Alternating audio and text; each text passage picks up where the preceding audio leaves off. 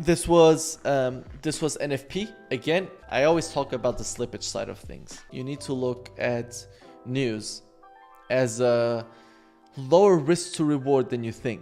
Because, for example, this looks like a 1 to 15, right?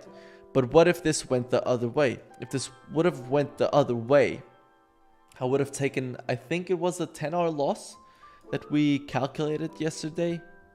So let's say that the slippage was, let's even say 45 pips.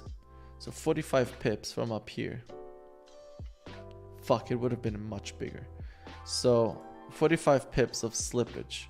That means that I would take an extra 37 pips loss. So that's an extra 12. So let's even say I would have taken a 15-hour loss. So this was not a 1 to 15. This was literally a 1 to 1. This would have been a 1 to 1. Why? Because if you would have taken the loss, it would have been a minus 15. If you would have taken the win, it would have been a plus 15. So how much are you risking? 15. How much are you gaining? 15. Is it really that good of a trade? You basically have to be right, let's call it 60% of the times, for you to be able to trade news profitably. And now, I'm not saying you can't do it. I'm just saying that the possible risk to reward is not really there, in my opinion. I personally think I would. I just don't think that the monetary gain is really there. But let's say that we are risking $400 here. We need to think about this because people really want to trade news. But we have to keep everything into perspective. So 1 hour equals $400. And you should genuinely see this as not look at this in a monetary way. But the reason I want to put this in a monetary way is because I want you to understand also the risk with the prop firm accounts. So 1 hour is $400. If you are right, no, if you are wrong and you take a minus 15R, that is a total of $6,000 in loss. So that's minus $6,000.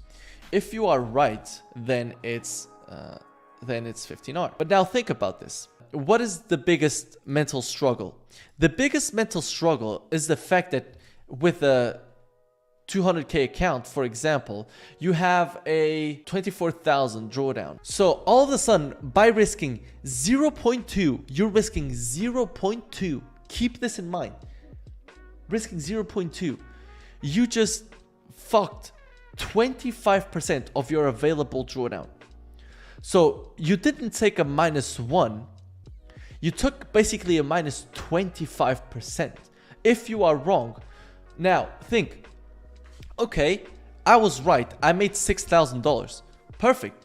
That's a good payout that you can have. I made $6,000. This is great. But what if it was the other way around? What would be the mental block that you would have when all of a sudden you've just gone through 25% of your drawdown?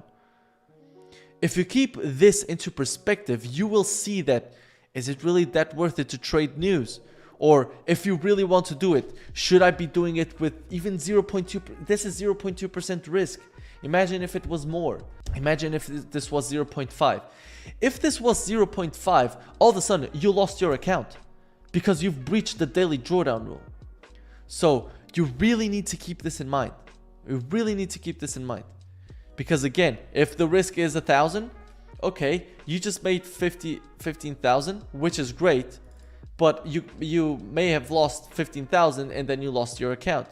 Now, if you are a gambler, you might look at this as, okay, I lost 15,000, but I didn't lose 50,000. But I won 15,000. I won 15,000. You can definitely look at it from that lens. Now, would I recommend it? I don't think it's sustainable, so no, I wouldn't recommend it. Because if you lose, then you have to go all the way back to the evaluation, funding, whatever. If you win, sure, you got a good payout. Now, risk-adjusted opportunity. Like, I personally, as a trader, we have to look for risk-adjusted opportunities. Is this risk worth it for this reward? Is the answer yes or no? So, if you don't ask yourself that, you're not accepting the risk, then you are not being a professional trader in a way, because You can't think of this in a 1 month perspective, in a one payout perspective. You have to think of it in a long-term perspective, on the scaling program, on whatever it is. You have to think about it in that scenario instead of, oh, okay, I just made 15,000. Okay, in the next news cycle, you lose the account. You have to go all the way back. Then, okay, fuck, I failed an account, or fuck, I'm in drawdown, need the evaluation, and I have 30 days and whatever. So it's not a direct answer, you know? So